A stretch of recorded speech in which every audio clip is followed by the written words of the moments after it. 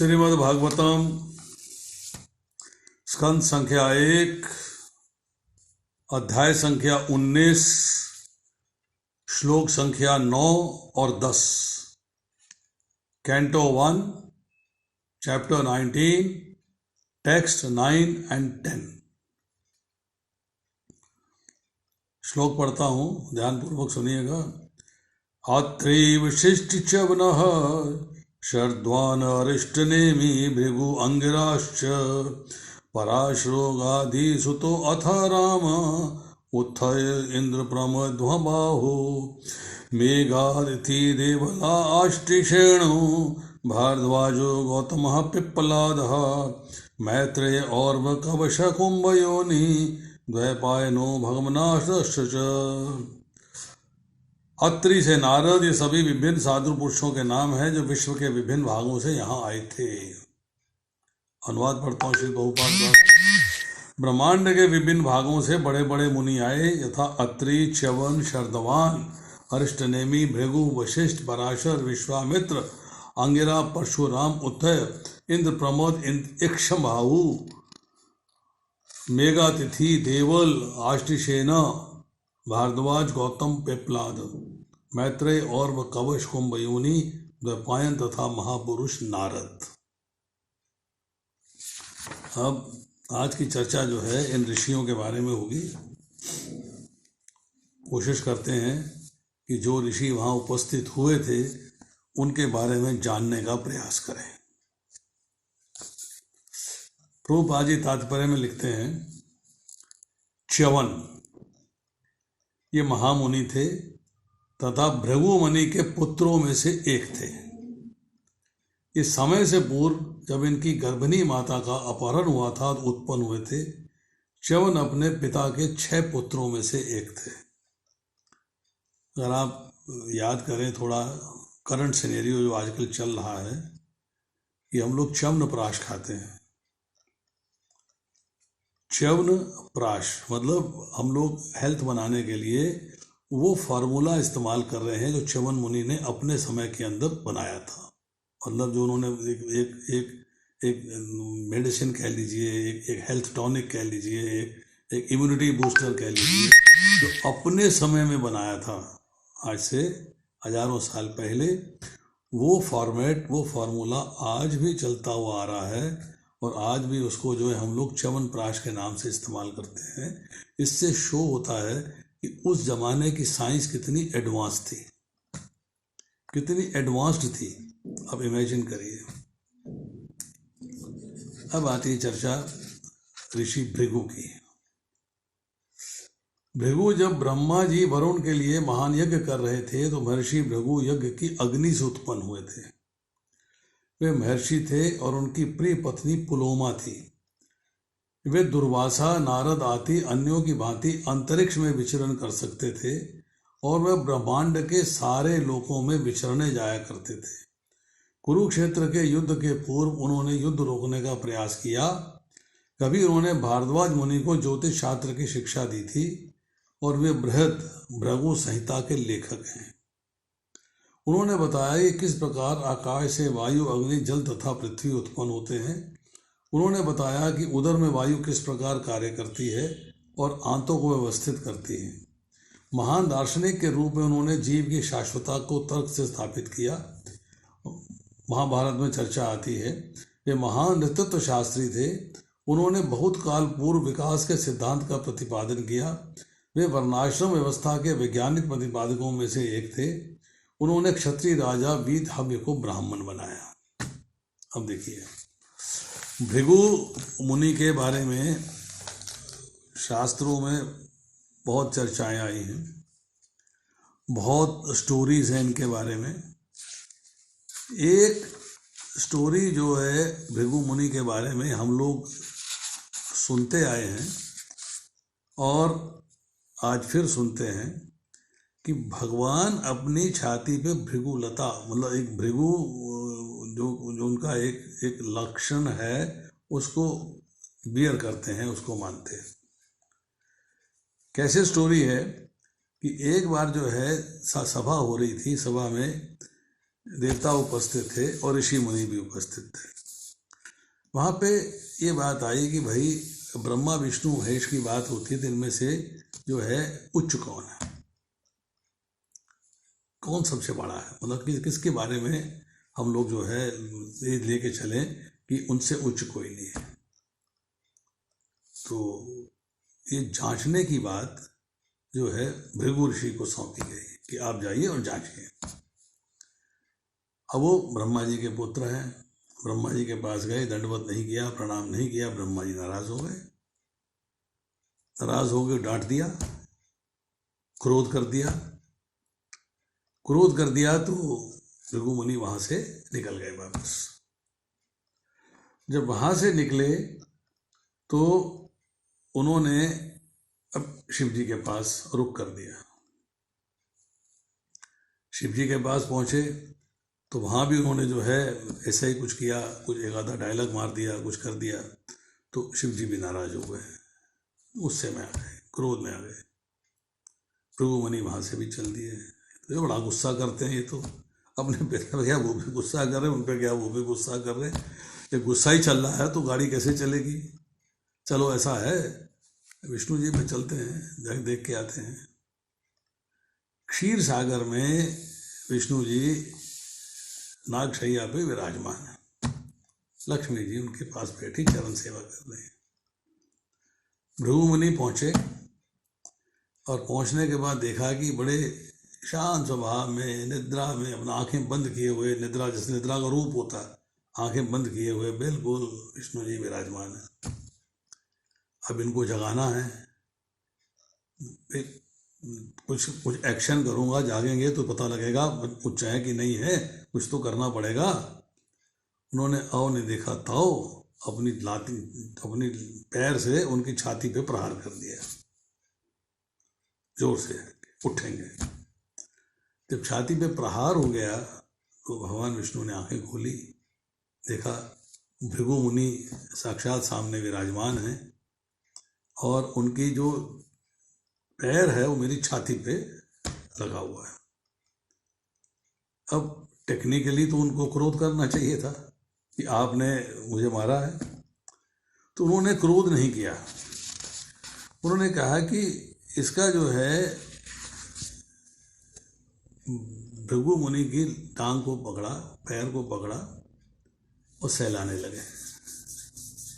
सहलाया और भृगु मुनि से कहते हैं कि मेरी छाती तो वज्र की भांति कठोर है और आपका जो पैर है वो बहुत नाजुक है, तो बहुत कष्ट हुआ होगा। तो मैं उस कष्ट के लिए क्षमा प्रार्थी हूँ। मेरी छाती बड़ी कठोर है, आपके पैर को कष्ट हुआ है, तकलीफ हुआ है, तो तकलीफ जो मैंने आपको दी है उसके लिए मैं क्षमा प्रार्थी हूँ। और भृगु मुनि से उन्होंने क्षमा मांगी। अब भृगु मुनि वापस पहुंचे सभा में तो तीनों एपिसोड सुना दिए। अभी ब्रह्मा विष्णु महेश तीनों के बारे में चर्चा हो रही है, तो मुझे तो भगवान विष्णु सबसे उच्च लगे। मतलब एक स्टोरीज हैं, ये एक लीजेंड्स हैं, ऐसी ऐसी बातें हमें सुनने में आती हैं, अलग अलग शास्त्रों में अलग अलग जगह पे लिखने को मिलता।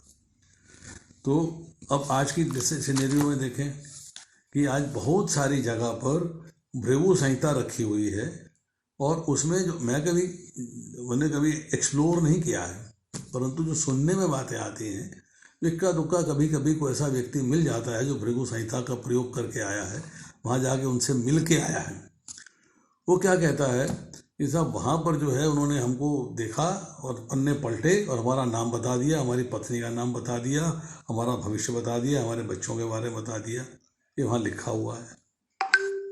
अभी कैसे है, क्या नहीं, हम नहीं जानते, हमें इसका कोई ज्ञान नहीं है, परंतु ऐसी बातें सुनने में आती हैं। और भृगु मुनि जो है उनके बारे में प्रभुपाद जी बड़ा सुंदर लिख रहे हैं कि उदर में वायु किस प्रकार कार्य करती है, प्राण है आपके किस प्रकार काम करते हैं, अपान वायु क्या है, प्राण वायु क्या है, सब उदान वायु क्या है, सब के बारे में चर्चा आती। उसके बाद उन्होंने बताया कि विकास जो हम इवोल्यूशन पढ़ते हैं आज की तारीख में, हम कहते हैं बंदर से मनुष्य बना, ये इवोल्यूशन की ओरिजिनल थ्योरी जो है वो भृगु मुनि ने दी है कि सब चीज़ें एक साथ प्रकट हुई हैं।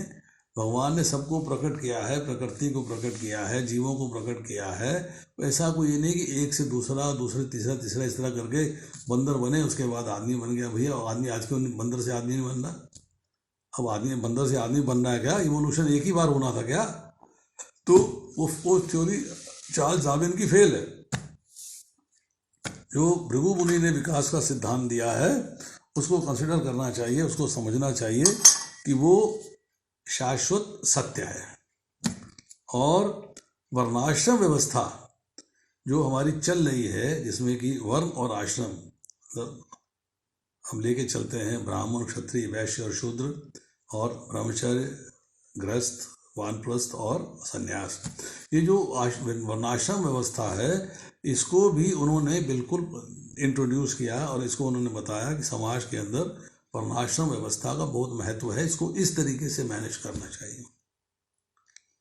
अब आती है बात इसके बाद कि वशिष्ठ मुनि, वशिष्ठ मुनि के बारे में चर्चा आती है।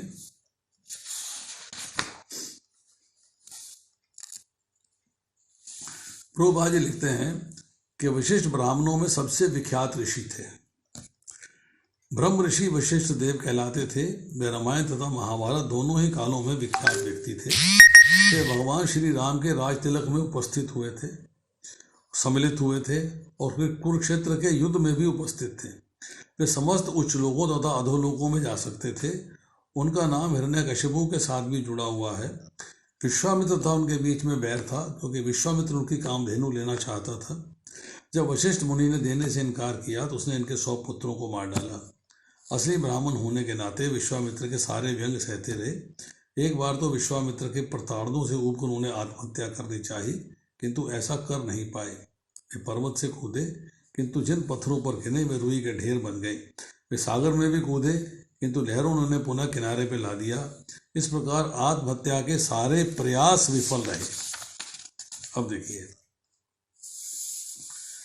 वशिष्ठ मुनि के बारे में एक दो छोटी छोटी चर्चाएं करते हैं हम लोग। उनका तप, उनका तेज, क्षमा, उन्होंने विश्वामित्र को क्षमा कर दिया, और उनका धर्म सब जानते हैं, एवरीबडी नोज इट।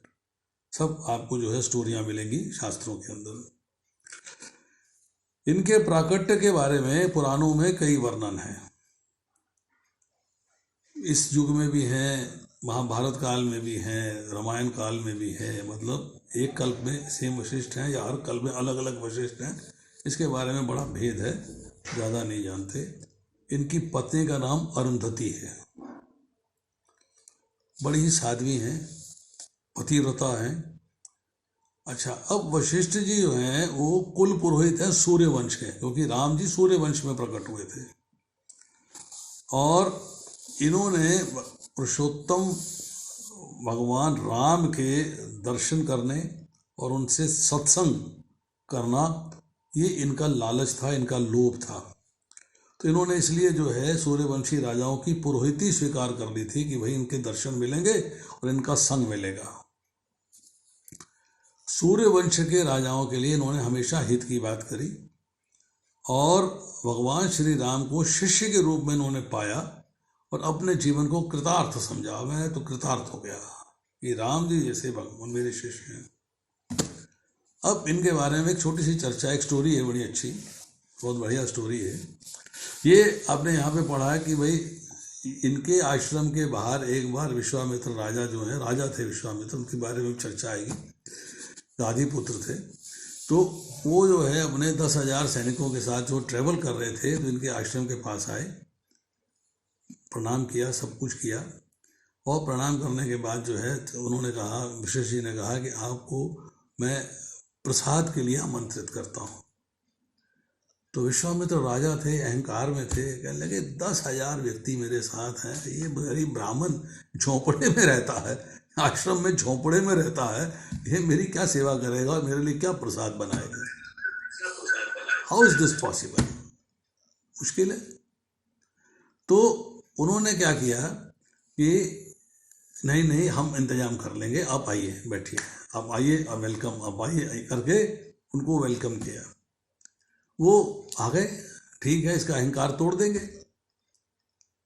वो देखा है कि उन्होंने जब पकवान आने शुरू हुए, एक के बाद एक के बाद एक के बाद बढ़िया बढ़िया पकवान प्रसाद के रूप में आ रहे हैं, तो जब पूरी सेवा हो चुकी तो विश्वामित्र जी ने पूछा कि बताइए कि ये आपने किया कैसे, आपके यहाँ तो कुछ दिखाई नहीं दे रहा।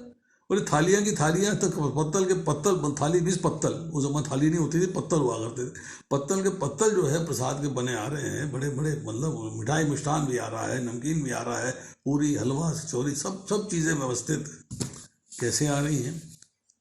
मैं कहा कि ये जो है मेरी कामधेनु गाय है नंदिनी, उसकी वजह से है ये, वो सब कुछ प्रोवाइड करती है, whatsoever we require it provides. तो विश्वामित्र कहने लगे मैं तो राजा हूँ, ऐसी गाय तो मेरे पास होनी चाहिए, तुम्हारे पास क्यों है, ये मेरे पास होनी चाहिए, मुझे दो। उन्होंने उससे गाय मांग ली। वशिष्ठ जी ने मना कर दिया कि मैं ये नहीं दे सकता। तो विश्वामित्र जी जो है क्रोध में आके उस गाय को छीनने का प्रयास करने लगे कि मैं इसे ले जाऊंगा। तो उन्होंने देखा है कि उनके आगे एक पारदर्शी दीवार बन गई है, पीछे दिखाई दे रहा है, इधर दिखाई नहीं दे रहा है, पारदर्शी दीवार बन गई है, तो वो कामधेनु नंदिनी को ले जा नहीं सके। उसके बाद उन्हें क्रोध आया तो उन्होंने जो है उनके वशिष्ठ जी के 100 पुत्रों की हत्या कर दी। 100 पुत्रों की हत्या हो गई है। वशिष्ठ जी को क्रोध नहीं आया, क्षमाशील हैं। उन्होंने अल्टीमेटली जो है विश्वामित्र जी को क्षमा कर दिया। अब विश्वामित्र जी चाहते हैं कि वो जो है ऐसे ब्राह्मण बन जाएं, मतलब ऋषि बन जाएं, अभी तो राजा हैं, ऋषि बन जाएं। उन्होंने इसके लिए तप किया, राज ऋषि कहलाए बाद में, राज ऋषि विश्वामित्र ऋषि बन गए। और अब जो है उनके 100 पुत्रों के वध के लिए वशिष्ठ जी ने उन्हें क्षमा कर दिया। वशिष्ठ जी की कहानी। अब जब ये हो जाता है तो एक बहस आ गई, तपस्या बड़ी है कि सत्संग बड़ा। विश्वामित्र जी का भेद आ गया कि भैया तपस्या बहुत बड़ी, मैंने 60,000 साल तपस्या करी। अरे भैया करी है तो ठीक है, अब मेनका से प्रभावित हो गए, गड़बड़ कर दी आपने, आप वासना के चंगुल में आ गए, मेनका ने आपका तपस्या भंग कर दी। परंतु मतभेद था, वो कहें तपस्या बड़ी है, वशिष्ठ जी कहें मैंने तो राम जी का सत्संग किया है, सत्संग बड़ा है। सत्संग बड़ा है, वो कहें तपस्या बड़ी है। झगड़ा हो गया, झगड़ा मीन्स की बहस हो गई, थोड़ा मतभेद हो गया। उन्होंने कहा कि इस मतभेद को सॉल्व कौन करेगा, तो बोले शेष जी के पास जाते हैं, जिन्होंने अपने फनों पर पृथ्वी को धारण किया है, ब्रह्मांड को धारण किया हुआ। उनके पास गए तो उन्होंने कहा कि ठीक है, अभी एक काम करते हैं, मैं बड़ा परेशान हूँ आजकल। दोनों ऋषि कहने लगे आपको क्या परेशानी है? बोला है ऐसा वजन उठाते उठाते पृथ्वी का मेरा सर थक गया है, अब ऐसा करो किसी तरीके से मेरे सर को ऊपर करो, मैं थोड़ा रिलीज हो जाऊं, थोड़ा आराम से आ जाऊं, तो मैं आपको जो है बताऊं कि भैया दोनों में से सत्संग बड़ा है कि तपस्या बड़ी, झगड़ा निपटा दूं आपका। विश्वामित्र जी को अपने तप का बड़ा भरोसा था। उन्होंने कहा कि मैं 10,000 साल की तपस्या का फल आपको अर्पित करता हूं, पृथ्वी उठ जाए। पृथ्वी नहीं उठी, पृथ्वी कांपने लगी। तो वशिष्ठ जी ने अपने आधे क्षण का फल, आधा क्षण, एक क्षण कितना होता है? एक क्षण अगर आप कैलकुलेशन करेंगे, लव वे त्रुटका परमाणु, वो तो बहुत लंबा स्टोरी है जो समय का नापना है। पर शास्त्र कहते हैं, वैष्णव कहते हैं कि आप एक कमल के पत्ते को लीजिए, कमल का पत्ता, कमल के फूल का जो पत्ता होता है उसको लीजिए और एक सुई लीजिए, पत्ते पे टच करिए, एक क्षण, पत्ते के अंदर जाइए, दूसरा क्षण हो गया, पत्ते से बाहर निकलिए, तीसरा क्षण हो गया। उससे भी आधे क्षण का, ये 3 क्षण हुए थे, वो एक क्षण की बात कर रहे हैं। एक क्षण के भी आधे क्षण का सत्संग जो है वो अर्पित कर देते हैं और पृथ्वी ऊपर उठ जाती है। बहुत देर तक जो है पृथ्वी ऊपर उठ के खड़ी रही। तो विश्वामित्र जी ने शेष भगवान से पूछा, इतनी देर हो गई है, इतना समय बीत गया है, आपने निर्णय क्यों नहीं सुनाया कि सत्संग बड़ा है कि तपस्या बड़ी है? आपने जवाब ही नहीं दिया कुछ। उन्होंने हंसकर कहा, ऋषिवर, निर्णय तो अपने आप ही हो गया। आपने देखा नहीं कि आधे क्षण के सत्संग से पृथ्वी उठ गई, उसकी बराबरी आपके 10,000 साल की तपस्या ना कर पाई। तो अब आप ही सोच लीजिए कि दोनों में से कौन बड़ा है। अब सत्संग की महिमा आज की डेट में भी देखें, अभी कहते हैं लव मात्र सत्संग सर्व सिद्धि होए। मतलब सत्संग थोड़ा सा भी होगा तो आपने सब कुछ सिद्ध कर लिया है। और सत्संग होना आवश्यक है। ये हर एक के जीवन का पर्पस होना चाहिए। उनको उनको ज्ञान होना चाहिए, प्रयोजन होना चाहिए कि हमें सत्संग करना है, हमें सत्य का संग करना। अब इनका जो है वशिष्ठ जी जो है काम क्रोध लोभ मोह इनके पास नहीं आ सकते थे। क्षमा इनका एक महान गुण था। तो इनकी चर्चाएं जो है बहुत जगह में आती हैं, बहुत सारे शास्त्रों में आती हैं। अब हम चर्चा करते हैं यहाँ पर इसी के अंदर भारद्वाज मुनि की।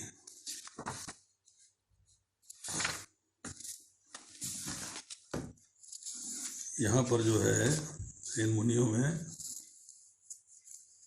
भारद्वाज भी हैं। भारद्वाज मुनि की चर्चा करते हैं।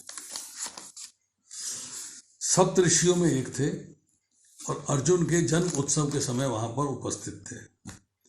इन्होंने अभी गंगा के तट पर कठिन तपस्या की। इनका आश्रम आज भी प्रयाग धाम में उपस्थित है, इलाहाबाद प्रयाग धाम में उपस्थित है। ऐसा कहा जाता है कि जब ये ऋषि गंगा में स्नान कर रहे थे तो स्वर्ग की परम सुंदरी अप्सरा धृताची से इनकी भेंट हुई। धृताची भेंट हुई और इससे इनका वीर्य स्खलित हुआ, जैसे मिट्टी के बर्तन में रख दिया गया, और उससे द्रोणाचार्य की उत्पत्ति हुई। द्रोणाचार्य जो है वो भारद्वाज मुनि के पुत्र थे। कुछ लोग द्रोण के पिता भारद्वाज को इससे भिन्न मानते हैं। वे ब्रह्मा जी के महान भक्त थे। एक बार द्रोणाचार्य के पास भी गए और कुरुक्षेत्र के युद्ध बंद करने का आग्रह किया। तो ये चर्चा आती है द्रोणाचार्य की उत्पत्ति की, कि भारद्वाज मुनि के अंश से ये प्रकट हुए थे। अब हम शॉर्ट में चर्चा करते हैं परशुराम जी की, कि परशुराम जी भी वहाँ पर उपस्थित थे। देखते हैं जरा, एक मिनट। हाँ, परशुराम जी की भी चर्चा करते हैं थोड़ी सी। महर्षि जमदग्नि और श्रीमती रेणुका के पुत्र थे। वे रेणुका सुत भी कहलाते हैं। वे ईश्वर के शक्तिशाली अवतार थे। उन्होंने क्षत्रिय वंश का 21 बार संहार किया था। उन्होंने क्षत्रियों के रक्त से अपने पूर्वजों की आत्माओं को प्रसन्न किया। बाद में उन्होंने महेंद्र पर्वत पर घोर तपस्या करी। उन्होंने संपूर्ण पृथ्वी को क्षत्रियों से छीनकर कश्यप मुनि को दान में दे दी थी। परशुराम ने द्रोणाचार्य को धनुर्वेद की शिक्षा प्रदान करी, क्योंकि वह ब्राह्मण था। वे महाराज युधिष्ठिर के राजतिलक के समय उपस्थित थे। अन्य ऋषियों के साथ इस उत्सव में भी भाग लिया था। परशुराम की आयु इतनी थी कि विभिन्न युगों में राम तथा कृष्ण दोनों से मिले थे। उन्होंने राम से युद्ध किया था, लेकिन कृष्ण को भगवान रूप में स्वीकार किया। उन्होंने जब अर्जुन को कृष्ण के साथ देखा तो उसकी प्रशंसा की थी। जब भीष्म ने उनसे विवाह करने की इच्छुक अम्बा से विवाह करने से इनकार कर दिया था, अम्बा परशुराम से मिली थी। उसकी प्रार्थना पर उन्होंने भीष्मदेव से उनको पति रूप में स्वीकार करने को कहा था। अपना गुरु होते हुए भीष्मदेव ने उनकी बात नहीं मानी थी, तब परशुराम ने उनसे युद्ध किया था। दोनों में घमासान युद्ध हुआ था।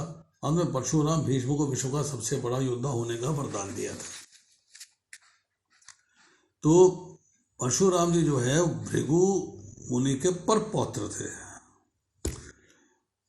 ये भृगु वंश में थे। भृगु के सन थे ऋचिक। ऋचिक ने जो है गाधी, जिनके विश्वामित्र पुत्र थे, उनकी पुत्री सत्यवती से विवाह किया था। एक दिन सत्यवती ने भृगु मुनि से रिक्वेस्ट किया कि उन अपने लिए पुत्र की प्राप्ति चाहती है और अपनी माता के लिए चाहती है कि मेरे माता को भी संतान हो, मतलब ऋषिक मुनि से मेरे माता का भी संतान हो। उन्होंने कहा कि ठीक है भैया, देखो ऐसा है कि 2 प्रकार के यज्ञ हैं, 2 प्रकार की सेवाएं हैं। ये 2 प्रकार के अगर आप तपस्या करते हो तो आपको जो है, आपकी जैसी आपकी इच्छा हो वैसे आपको पुत्र की प्राप्ति होगी। एक वृक्ष है, उसके पास बैठ के आपको सारी आयोजन करने। अब दोनों माँ बेटी कंफ्यूज हो गई। कंफ्यूजन में क्या हुआ कि सत्यवती ने जो है अपनी माता का रूल फॉलो कर लिया और माता ने पुत्री का रूल फॉलो कर लिया। अब उन्होंने कहा, क्योंकि ये कहा गया था कि सत्यवती का जो पुत्र होगा उसमें क्षत्रिय के गुण होंगे और जो माता का पुत्र होगा उसमें ब्राह्मण के गुण होंगे, और जो कि एक्सचेंज हो गया था।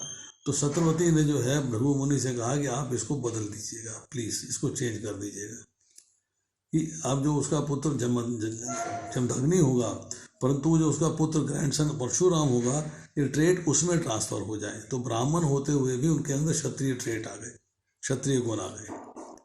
अब ये आता है कि उन्होंने प्रसेनजित की पुत्री रेणुका से विवाह किया। उनके जो है जमदग्नि की जो पत्नी है रेणुका से उनके 5 पुत्र हुए हैं। उनमें परशुराम जो है सबसे छोटे हैं। रुकमान, सुषेण, वासु, विश्वासु, इन पांचवें जो है इसमें परशुराम।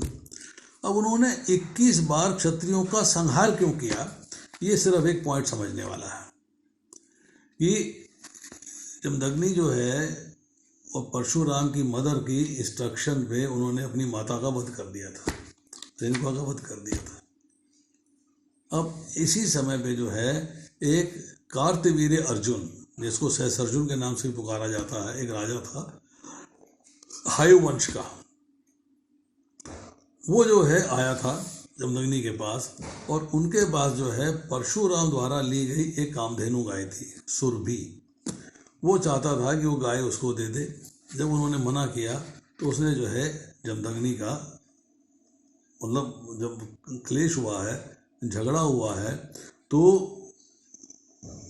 उन्होंने जमदग्नि ने उनकी पूरी आर्मी को खिलाया है, सब पिलाया है। काऊ जो सुरभि गाय ने सारा कुछ वहाँ प्रोवाइड किया वशिष्ठ मुनि को, कामधेनु नंदिनी ने, यहाँ सुरभि गाय ने सब कुछ प्रोवाइड किया है। उन्होंने कहा कि आप मैजिकल काऊ हमको दे दीजिए। उन्होंने रिफ्यूज़ कर दिया कि हम नहीं देंगे, हमारी रिलीजियस एनिमनी सारी इसी के द्वारा परफॉर्म होती है। उन्होंने जो है गाय को ज़बरदस्ती ले लिया और आश्रम को नष्ट भ्रष्ट कर दिया। इससे जो है परशुराम को क्रोध आया, उन्होंने जो है कार्तवीर्य अर्जुन का वध कर दिया। उसके बाद तपस्या करने चले गए।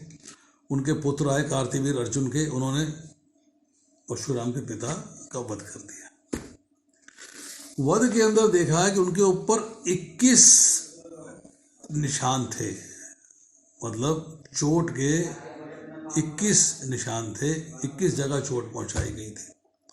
तो परशुराम ने उस दिन प्रण किया कि मैं 21 बार क्षत्रियों से पृथ्वी को विहीन कर दूंगा। दैट वॉज द रीज़न कि उन्होंने एक के बाद एक कार्तवीर्य के सारे पुत्रों का वध किया, उसके बाद और बहुतों का वध किया, और ऐसा वध हुआ कि 5 तालाब उन्होंने पानी से भर दिए। गोकर्ण से लेके दक्षिण तक का जो क्षेत्र है परशुराम क्षेत्र कहलाता है। तो परशुराम जी की जो है हम देखते हैं कि धनुष उन्होंने दिया है, शिव जी का धनुष दिया है जनक जी को। जब धनुष टूटा है तो आगे उन्होंने राम जी से बहस भी करी है, उस क्षेत्र में भी रहे हैं, और उसके बाद जो है महाभारत के अंदर भी रहे हैं। और परशुराम जी जो हैं उनके बारे में एक दो लोग हैं ऐसे, जैसे कि हम चर्चा करते हैं थोड़ी सी एक लाइन के अंदर कि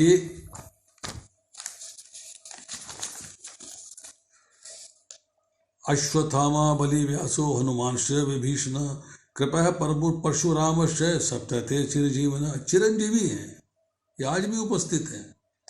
अश्वत्थामा उपस्थित हैं, बलि महाराज उपस्थित हैं, व्यासदेव उपस्थित हैं, हनुमान जी उपस्थित हैं, विभीषण उपस्थित हैं, कृपाचार्य उपस्थित हैं, परशुराम उपस्थित हैं, ये सब, और मार्कंडेय ऋषि 8वें, ये 8 के 8 के लोग जो है आज भी उपस्थित हैं। ये चिरंजीवी हैं, ये इनको चिरंजीवी होने का वरदान है। अब आती है चर्चा थोड़ी सी कि बादरायन के बारे में।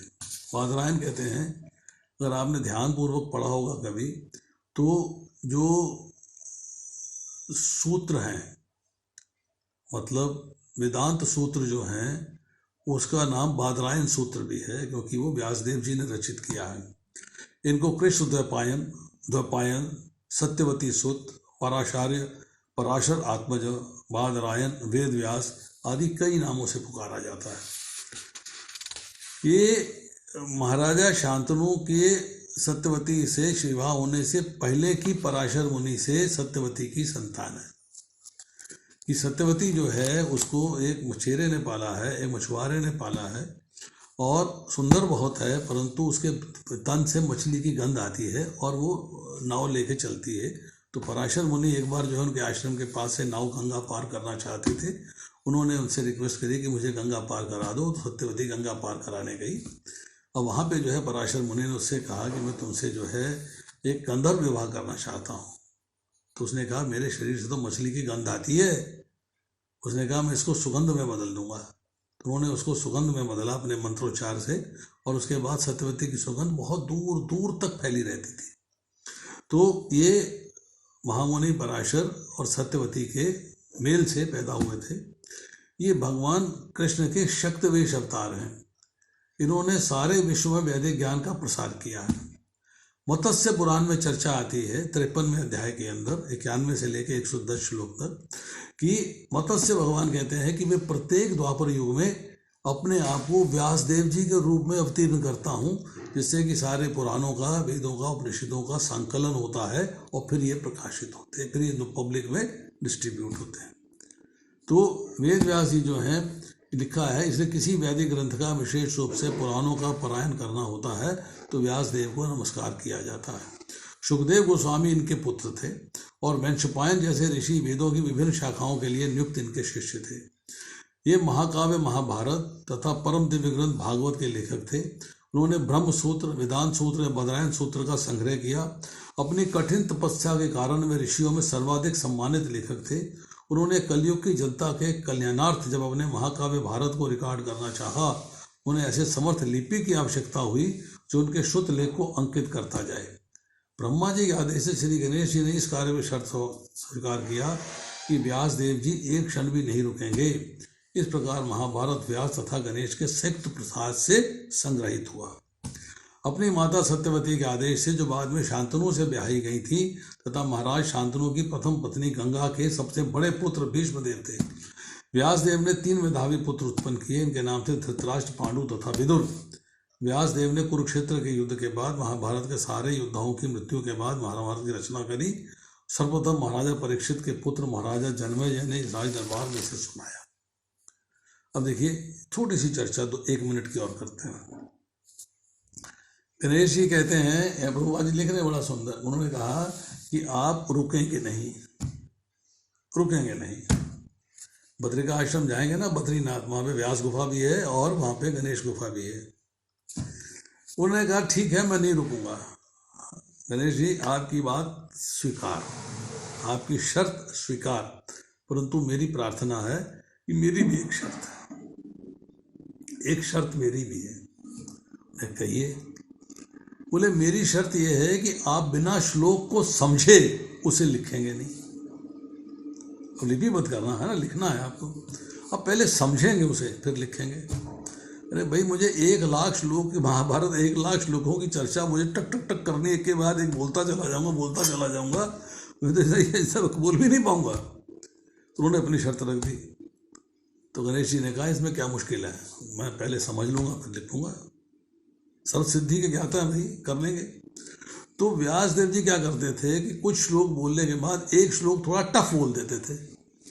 जो मुश्किल श्लोक होता था उसको गणेश जी को समझने में टाइम लग जाता था। तो वो क्या करते थे, इस दौरान में और चर्चा और मतलब श्लोक का रचना कर देते थे। तो महाभारत के 1 लाख श्लोकों के अंदर 8800 श्लोक ऐसे हैं जो कि मुश्किल हैं, जिनके आगे पीछे के श्लोक जो है रचना कर ली गई और वो चर्चा चलती चली गई। अब आप देखिएगा कि महाभारत का अंश है भगवद गीता, भीष्म पर्व के अंदर 25वें अध्याय से लेके 42वें अध्याय तक। वो भी लिपिबद्ध गणेश जी ने किया है, क्योंकि महाभारत पूरा लिपिबद्ध गणेश जी ने किया है और व्यास देव जी ने जो है उसकी रचना करी है। भगवान कृष्ण ने बोला है अर्जुन को, पर व्यास देव जी उसकी रचना कर रहे हैं। तो व्यास देव जी के बारे में ये चर्चा आ रही है। इसके बाद इन्होंने जो है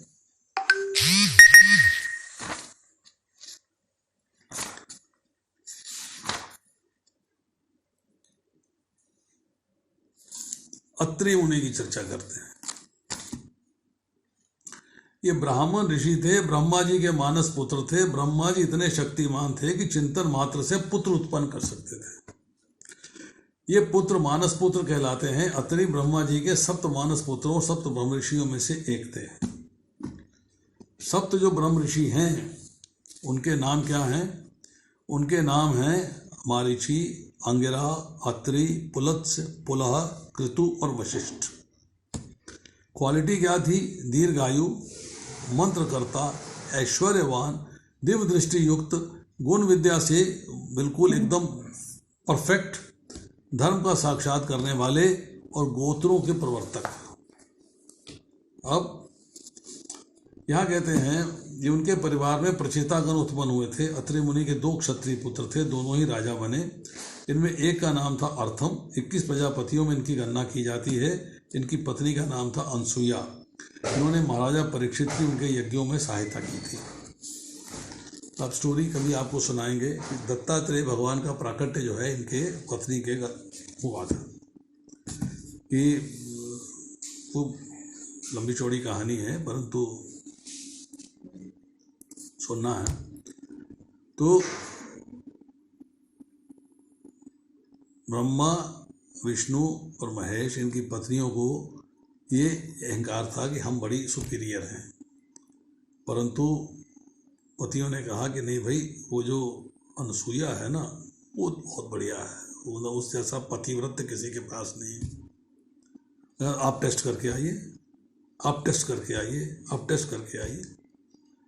तो तीनों ने कहा अच्छा भैया, पत्नियां कह रही हैं तो चलो टेस्ट करके आते हैं, इनको दिखा देते हैं, लीला होती है। तो उनको टेस्ट करने के लिए चले गए। टेस्ट करने के लिए गए तो ऋषि का वेश धारण कर लिया ब्रह्मा विष्णु महेश ने, और वहाँ जाके भिक्षा मांग रहे हैं।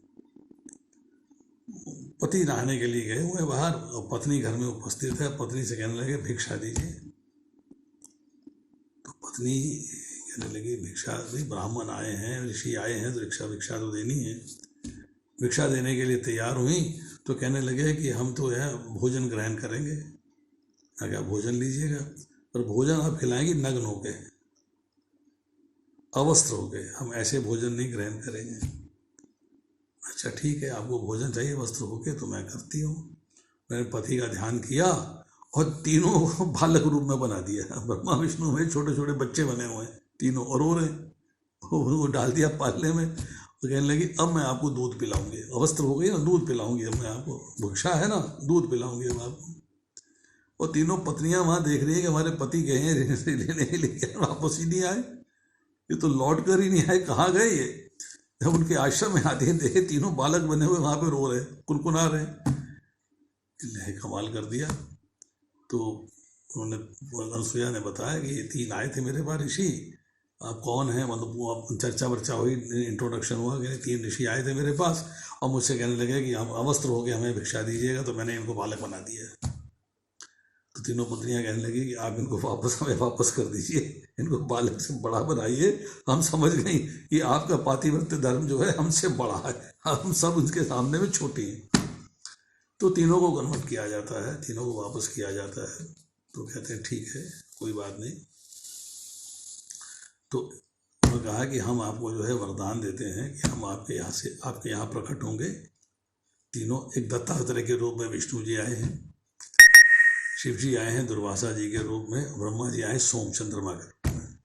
तो वहाँ की ये मतलब ये ऋषि मुनियों की बड़ी बड़ी गजब कथाएं हैं, बड़े बड़े गजब कार्य हैं उनके, जिनको हम ना समझ सकते हैं ना उनको विचार कर सकते हैं कि कैसे लोग मैनेज करते हैं। अब देखिए, हमने जो है वशिष्ठ मुनि की चर्चा कर ली है। अब हम थोड़ी सी चर्चा करते हैं इसके अंदर अंगिरा मुनि की। अब दो बाजी जो है क्या लिख रहे हैं इसके बाद,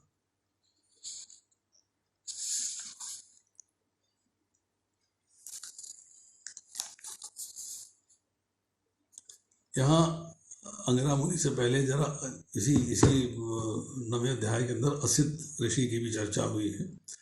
इन्होंने असित देवल ऋषि के लिए प्रयुक्त है, जो एक समय के शक्तिशाली ऋषि थे। उन्होंने महाभारत के 15 लाख श्लोकों की व्याख्या अपने पिता को सुनाई थी। वे जन्मेजय के नाम यज्ञ में सम्मिलित हुए थे। वे महाराज युधिष्ठिर के राज्याभिषेक में अन्य महर्षियों के साथ गए थे। जब महाराज युधिष्ठिर अंजन पर्वत में थे तो उन्होंने उपदेश भी दिया था। वे शिव जी के भक्त थे। तो यहाँ पर जो है असित मुनि की चर्चा आ रही है। अब असित मुनि के बारे में थोड़ी सी चर्चा और करते हैं कि भगवद गीता के अंदर 12वें 13वें श्लोक के अंदर जो है असित और देवल की चर्चा आई है। इसके बारे में कूर्म पुराण के अंदर उल्लेख है कि कश्यप मुनि ने प्रजा के विस्तार करने के लिए पुत्रों को उत्पन्न किया और पुत्रों को उत्पन्न करके फिर पुत्र प्राप्ति के लिए महान तप करने लगे। जब उन्होंने बड़ा उग्र तप किया है तो उन्हें जो है 2 पुत्र हुए, एक वत्सर और एक असित। ये दोनों ही भगवान के जानने वाले थे, ब्रह्मवादी थे और भगवान के ब्रह्म का उपदेश देने वाले थे। तो असित के उनकी पत्नी एक पर्णा के गर्भ से महातपस्वी योगाचार्य देवल का जन्म हुआ था। तो इस तरह करके जो है देखें कि सारे के सारे महान ऋषि जो है वहाँ पर उपस्थित हुए। अब इसके बाद यहाँ प्रभुपाद जी जो है विश्वामित्र की भी चर्चा कर रहे हैं। वे तपस्या तथा योग शक्ति के महर्षि थे।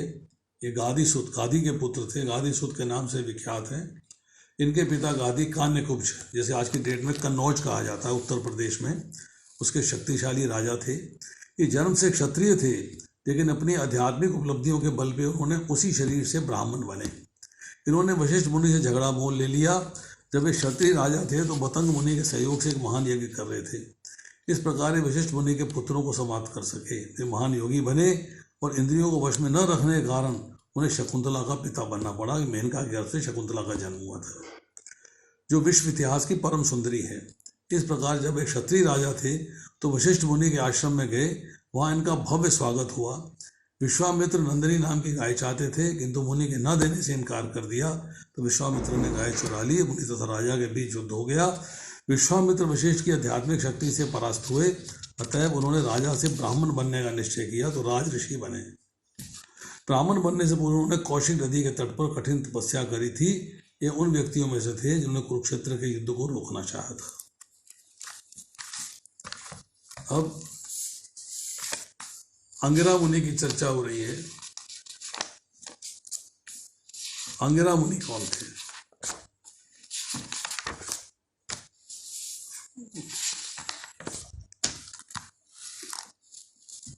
ये ब्रह्मा जी के मानस पुत्रों में से एक, स्वर्ग के देवताओं के परम विद्वान पुरोहित बृहस्पति के पिता थे। ये ब्रह्मा के वीर्य से उत्पन्न हुए थे, जिसे उन्होंने अग्नि को एक बुझे अंगारे को दिया था। उत्तत्य तथा संवर्त उनके पुत्र हैं। कहा जाता है आज भी गंगा के तट पर अलकनंदा नामक स्थान पर भगवान के नाम का कीर्तन करते हैं और तपस्या कर रहे हैं।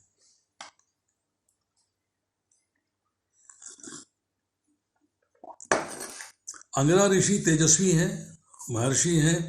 इनकी कई पत्नियां हैं, उनमें 3 मुख्य हैं। एक है मरीचि की कन्या सुरूपा, इससे बृहस्पति का जन्म हुआ है। कर्दम ऋषि की कन्या स्वराट से गौतम, वामदेव आदि 5 पुत्रों का, और मनु की पुत्री पथ्या से विष्णु आदि 3 पुत्रों का जन्म हुआ है। वायु पुराण में कथा आती है इसके। अग्नि की कन्या आत्रेयी से अंगिरास नामक पुत्रों की प्राप्ति हुई, ब्रह्म पुराण में चर्चा है। तो किसी किसी ग्रंथ में माना गया है कि शुभ नामक पत्नी से बृहस्पति जी के जन्म हुआ है। तो ये महान ऋषि थे। उतथ्य महर्षि बंगरा के 3 पुत्रों में से एक तथा महाराजा मनाता के गुरु थे। इन्होंने सोम चंद्रमा की पुत्री भद्रा से विवाह किया था। जब वरुण ने इनकी पत्नी भद्रा का अपहरण कर लिया तो अपराध का बदला करने के लिए संसार भर का पानी पी गए थे। देवल, उसकी चर्चा हमने आपको कर दी है। ये नारद मुनि व्यासदेव की भांति महान विशेषज्ञ थे। जब अर्जुन ने श्री कृष्ण को भगवान के रूप में स्वीकार किया तो भगवद गीता में उल्लिखित महापुरुषों की सूची में इनका नाम है। वे कुरुक्षेत्र के युद्ध के बाद महाराजा युधिष्ठिर से मिले थे। वे पांडव परिवार के पुरोहित धौम्य के बड़े भाई थे। क्षत्रियों की भांति इन्होंने अपनी पुत्री को स्वयंवर सभा में अपने पति चुनने की अनुमति दी और उत्सव में ऋषियों ने कुमार पुत्रों को आमंत्रित किया गया कुछ लोगों के अनुसार असित केवल नहीं है। अब भारद्वाज मुनि की चर्चा हमने कर ली है। गौतम ये विश्व के 7 महर्षियों में से एक थे। उनके एक पुत्र का नाम शरद्वान गौतम था। आज के गौतम गोत्र के लोग या तो इनके वंशज हैं या इनके शिष्य परंपरा के हैं। जो ब्राह्मण अपना गौतम गोत्र बताते हैं वे इनके वंशज हैं। जितने क्षत्रिय तथा वैश्य हैं इनकी शिष्य परंपरा के हैं। ये विख्यात अहिल्या के पति थे। अहिल्या इंद्र द्वारा छेड़े जाने पर पत्थर बन गई थी, किंतु भगवान रामचंद्र द्वारा उद्धार हुआ। गौतम कुरुक्षेत्र युद्ध में वीरों में से कृपाचार्य के पिता में थे। अब जो एक शरद्वान बात आ रही है, शरद्वान गौतम, शरद्वान के एक अप्सरा जनपदी से संबंध बना तो जुड़वा प्राप्ति हुई, एक कृपा और एक कृपी। ये दोनों बालकों को शांतनु महाराज ने देखा वन के अंदर, बच्चे छोटे छोटे रो रहे थे तो उनको अपने महल में ले आए, वहां पले। चूंकि ये शांतनु महाराज की कृपा से पले थे इसलिए वो कृपाचार्य कहलाए, वो कृपी कहलाई। और कृपी का विवाह जो है द्रोणाचार्य से होता है और कृपाचार्य जो है ये चिरंजीवी है। अब आती चर्चा मैत्रेय जी के बारे में। मैत्रेय प्राचीन ऋषि हैं, विदुर के गुरु थे, धर्माचार्य थे। इन्होंने धृतराष्ट्र को सलाह दी थी कि पांडवों से मधुर संबंध बनाए रखें, किंतु दुर्योधन राजी नहीं हुआ तो उन्होंने उसे श्राप दे दिया। व्यासदेव से मिले, उनके साथ धार्मिक चर्चाएं करी। तो बहुत सारी ऋषियों की चर्चा हुई है। सारे के सारे ऋषिगण वहां उपस्थित थे। देखिए आप कि सुखदेव गोस्वामी कथा करेंगे परीक्षित महाराज को सुनाने के लिए, परंतु ऋषिगण जो स्वयं अपने आप में बहुत उच्च कोटि के हैं, ब्रह्मवेता हैं, ज्ञान जानते हैं, भगवान का पूरा ज्ञान है उनको, और बहुत सारे कार्यकलाप उनके ऐसे हैं जो कि साधारण जनमानस से बहुत ऊपर हैं, और वो भी कथा सुनने के लिए उपस्थित हैं। कई बार हमने जो है एक प्रश्न किया है लोगों से और लोगों ने उसका उत्तर भी ठीक से नहीं दिया, और लोग हमें कई बार शिकायत करते हैं, प्रभु जी पिछली बार भी कथा में ऐसी ही बातें थी, इस बार भी कथा में ऐसी ही बातें हैं, बोर हो जाते हैं हम बोर हो जाते हैं। हम जो है इसलिए हम आए नहीं क्लास में, इसलिए हम पहुंचे नहीं, उपस्थित नहीं हुए। अरे भाई आप ठीक कह रहे हो, आप बोर हो गए, परंतु हरे कृष्ण महामंत्र का जप करते हो, रोज वही जप कर रहे हो डेली, कोई एक भी दिन आपने नहीं छोड़ा जो ना किया हो, और फिर 16 माला कर रहे हो, एकादशी को 25 माला कर रहे हो, बोर नहीं होते?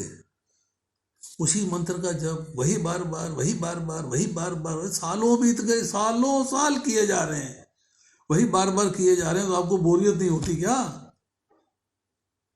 नहीं, वो तो करना है ना, वो तो आदेश मिला हुआ है, वो तो कंपल्शन है। अरे भाई जप को कंपल्शन में मत करो, प्रेम से करो, मोहब्बत से करो, प्रेम से करो, एक भाव से करो कि मुझे करना है, मजबूरी में मत करो। आप भक्ति पूर्वक, प्रेम पूर्वक, भाव पूर्वक करना है, कर लिया। भगवान के नाम, रूप, गुण, लीला और धाम, इनका वर्णन सुनने में आपको तकलीफ होती है। एक बार सुन लिया, दूसरी बार नहीं सुनेंगे। एक बार चले गए थे, देख आए हैं, दूसरी बार नहीं जाएंगे। लोग कहते हैं, साधारण व्यक्ति समाज में जो है उनसे कभी चर्चा होती है तो उनसे कहते हैं चलो भाई वृंदावन का कार्यक्रम बनाए। अरे मैं देख आया हूँ। अरे तुम लाल किला देखने गए थे क्या? कुतुब मीनार देखने गए थे क्या? एग्जीबिशन देखने गए थे क्या? अरे भगवान के दर्शन है, जितनी बार करो उतनी बार कम है, जितनी बार करो। भगवान तो आपकी आंखों के समक्ष हर समय रहने चाहिए, हटने नहीं चाहिए। नहीं मैं तो देख आया हूँ, ऐसे ही मैं तो सुन लिया था। भगवत गीता पढ़ी? हाँ जी मैंने पढ़ी थी। कब पढ़ी थी? 10 साल हो गए। कितनी बार पढ़ी थी? एक बार। समझ में आई? समझ में नहीं आई तो फिर क्या पढ़ी तुमने? भगवत गीता बार बार पढ़ो, भागवत बार बार पढ़ो, बार बार बार बार बार बार। जब तक आप बार बार नहीं पढ़ोगे तब तक समझ में कैसे आएगी? स्कूल में बच्चा जाता है, टीचर ने पढ़ा दिया, घर आके उसको ट्यूशन नहीं लगा के देते क्या? घर में आके खुद नहीं पढ़ाते क्या? उसको नहीं कहते बेटा रिवाइज कर ले? अरे तिमाही इम्तहान है, 3 महीने के बाद का एग्ज़ाम में रिवाइज कर। 6 महीने के बाद का एग्ज़ाम है तो पहले 3 महीने वाला भी रिवाइज कर, वो भी रिवाइज कर। सालाना इम्तहान है, ईयरली एग्ज़ाम है तो उसको भी रिवाइज कर, पूरे के पूरे को रिवाइज कर। और कंपटीशन के लिए एग्ज़ाम देना है तब पूरे को रिवाइज कर। उसमें तो आदमी बोर नहीं होता। कोई टारगेट है, प्रयोजन है कि मुझे उसके लिए तैयारी करनी है, या भगवत धाम जाने की तैयारी करनी है, और रिवीजन नहीं कर सकते। एक बार सुन लिया था, दोबारा सुनने का मन नहीं। एक बार सुन लिया था, दोबारा सुनने का मन नहीं। अरे भाई, वही कथा बार बार हो, वही एग्जाम्पल बार बार दिए जाएं, वही बात बार बार समझाई जाए। उसका फ़ायदा है कि आपके मन में घर कर जाती है, आपके मन में बैठ जाती है। Yes, this is the point. ये तो आदमी भूल जाता है। अरे आपने कल सुबह क्या खाया था, आपको याद नहीं होगा? ओहो अच्छा, मैंने मैंने मैंने हाँ वो सब्जी खाई थी, हाँ हाँ वो सब्जी खाई थी, वो याद करते हो आप। और भगवत गीता आपने 10 साल पहले पढ़ी थी, उसका याद ही नहीं। वो पता नहीं कि भगवत गीता कैसे पढ़नी चाहिए, क्यों पढ़नी चाहिए, किस तरह से पढ़नी चाहिए, उसमें क्या ज्ञान लिखा है, क्या बात लिखी है, पढ़नी नहीं। वो मैंने पढ़ी थी। मैं क्या करता हूँ, लाल कपड़े में लपेट के मंदिर में रखी हुई है। सवेरे उठता हूँ, एक अगरबत्ती जलाता हूँ, पता हूँ एक श्लोक पढ़ लेता हूँ, उसे बंद करके रख देता हूँ।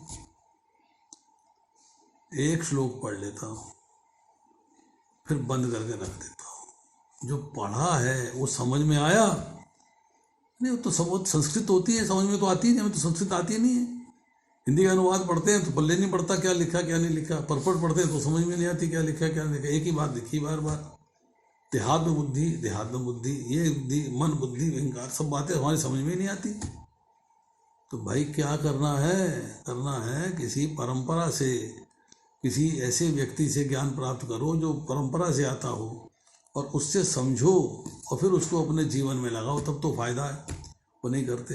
तो यहाँ पे एग्जाम्पल किया जा रहा है कि सुखदेव गोस्वामी कथा करेंगे, और सारे जो है महत्वपूर्ण जितने ऋषिगण हैं कथा सुनने के लिए आ रहे हैं। जो कथा सुनने के लिए आ रहे हैं उनकी बात देखिए आप, उनकी बारे में किसी ने सोचा? अब देखिए जो आती है चर्चा कि नारद जी के बारे में। तो नारद जी सुनने के लिए आ रहे हैं, नारद जी वहाँ उपस्थित हैं। क्यों आए भैया, आप क्यों आए? नारद जी के बारे में हमने अभी तक पढ़ा नहीं, अभी दोबारा पढ़ देता हूँ कि कई नारद हुए हैं, अलग अलग कल्प में, अलग अलग जगह, परंतु देव ऋषि नारद एक ही हैं। भगवान का मन कहा गया है, तत्व के ज्ञाता हैं, भगवान के प्रेमी हैं और ब्रह्मचारी हैं, भक्ति के महान प्रधान आचार्य हैं। भक्ति कैसे की जाती, नारद भक्ति सूत्र पढ़िए, भक्ति कैसे की जाती है ये नारद जी ने सिखाया है। प्रहलाद जी, ध्रुव जी, अम्बरीश जैसे महान राजाओं को इन्होंने ज्ञान दिया। इन्होंने ज्ञान दिया है भक्ति में कैसे आगे बढ़ना है, भक्ति मार्ग में प्रवृत्त कराया है इनको। और भागवत तो पढ़ते हैं हम, और महाभारत और वाल्मीकि रामायण ग्रंथ जो है इनकी प्रेरणा से आए। ब्रह्मा जी ने वाल्मीकि रामायण का ज्ञान जो है नारद जी को दिया है। नारद जी ने फिर वो ज्ञान वाल्मीकि जी के माध्यम से लिपिबद्ध कराया है, रचना हुई है। अब सोचिए, पिछले जन्म में दासी के पुत्र थे। इनकी माता जो है महर्षियों के जूठे बर्तन मांजा करती थी, उनकी सेवा किया थी। जब ये 5 साल के थे तो माता की मृत्यु हो गई। अब इन्होंने कहा संसारिक बंधन है, पिता तो है नहीं, जो मैं अपना जो है जंगल में निकल जाता हूँ, जो होगा देखी जाएगी। और एक पेड़ के नीचे बैठे हुए हैं, और पेड़ के नीचे बैठ के जो है ये अपना आराधना कर रहे हैं, भगवान के स्वरूप का ध्यान कर रहे हैं। ध्यान करते करते ऐसी स्थिति आई, इनका मन इतना एकाग्र हो गया कि इनके हृदय में भगवान प्रकट हो गए। जब भगवान की थोड़ी क्षण के लिए इन्होंने भगवान का मनमोहन रूप देखा, सुंदर स्वरूप, मनमोहन स्वरूप देखा, और भगवान झलक दिखा के अंतर्धान हो गए, तब ये बहुत छटपटाए। अरे भैया वो कहाँ है, भगवान यहाँ थे, कहाँ है, मुझे देखने हैं, मुझे देखने हैं, मुझे उनके साथ रहना है। और मन को स्थिर करके फिर भगवान का ध्यान करने लगे, किंतु वो रूप दोबारा दिखाई नहीं दिया।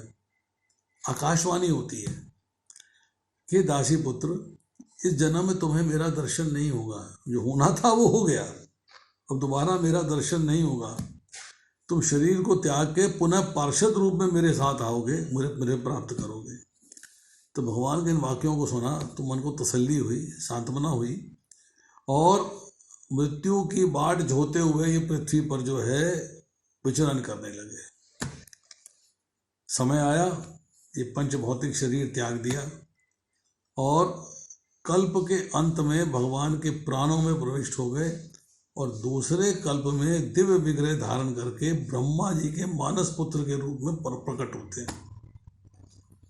अखंड ब्रह्मचर्य धारण किया है, वीणा बजाते हुए भगवान के गुणों का गान करते रहते हैं। भागवत के स्कंद के पहले स्कंद के 6ठे अध्याय में इनकी चर्चा आई है। तो वो नारद जी उपस्थित है, जिन्होंने ज्ञान दिया व्यासदेव जी को, जिन्होंने ज्ञान दिया सुखदेव गोस्वामी को। मतलब सुनने के लिए ये जरूरी नहीं है कि आपने कल सुना है तो आज नहीं सुनेंगे, परसों सुना है तो आज नहीं सुनेंगे, बार बार वही सुनेंगे। जब बार बार वही जप कर सकते हैं।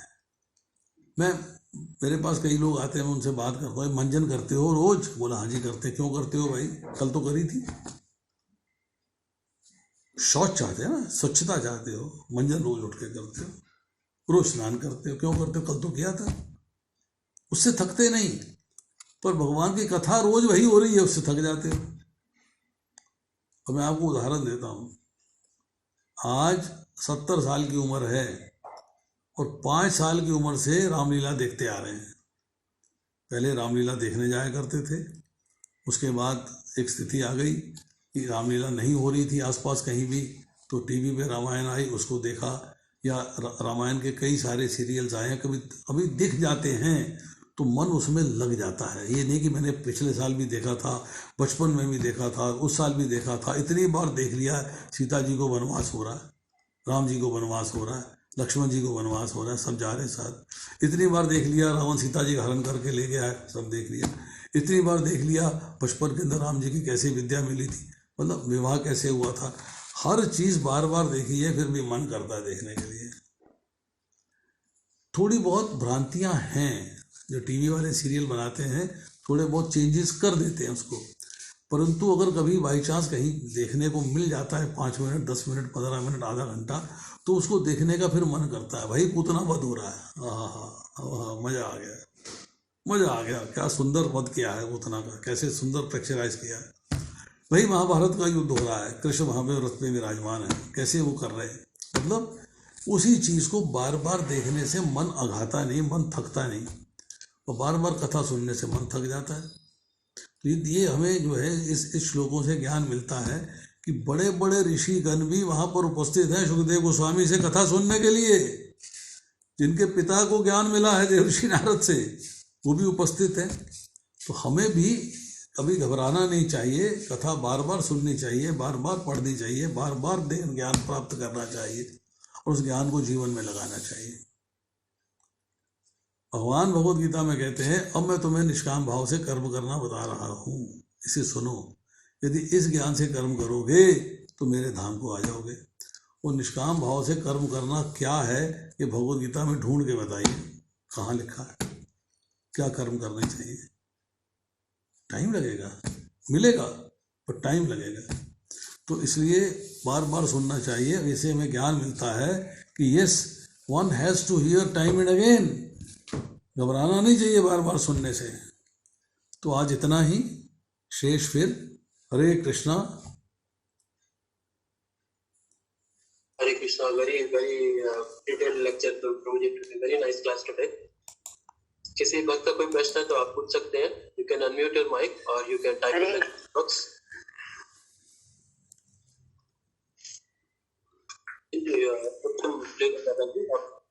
हरे कृष्णा प्रभु जी। हरे कृष्णा। बोलिए। हरे कृष्ण। प्रभु जी बहुत अच्छा लेक्चर सुनाया आपने आज, बहुत अच्छा। हेलो, हरे कृष्णा। हरे कृष्णा माता जी, हरे कृष्णा। मेरी आवाज नहीं आ रही प्रभु जी? आ रही है जी, बिल्कुल आ रही है। आप बहुत, प्रभु जी बहुत अच्छा